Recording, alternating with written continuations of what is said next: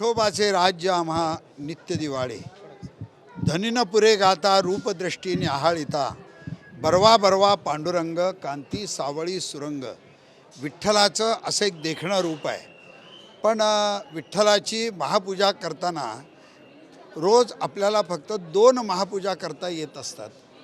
तर त्यामुळे आपण जर वर्षभराचा हिशोब जर घातला तर त्यामध्ये एक 15 दिवस आषाढीचे जातात, 15 दिवस कार्तिकेचे जातात आणि काही दिवस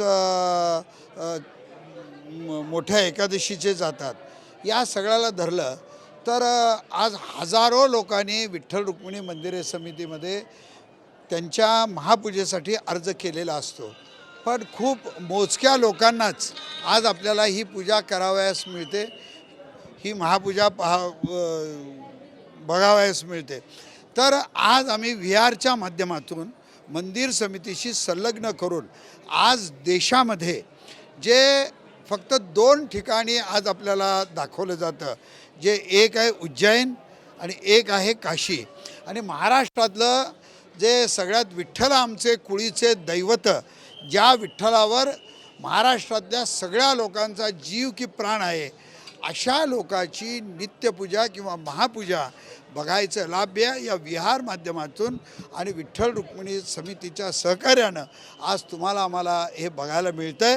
ही आज फार आनंदाची आणि भाग्याची गोष्ट आहे. याचे उद्घाटन या राज्याचे मुख्यमंत्री आदरणीय देवेंद्रजी फडणवीस साहेब अतिशय अल्प काळामध्ये करणार आहेत. त्याला फ्री आहे का तिकीट आहे काय? याला निश्चितपणे तिकीट आहे. किती असणार? याला पर हेड 200 रुपये याचं तिकीट ठेवलं गेलं. किती ठिकाणी ते भाविकांना बघायला मिळणार? कुठेही तुम्हाला बघायला मिळेल. याला याची रेकॉर्डिंग करणार आहेत आणि त्या रेकॉर्डिंगच्या माध्यमातून सगळ्याला दिसणार आहे. भक्त निवासाच्या तिथं दिसेल आपल्याला.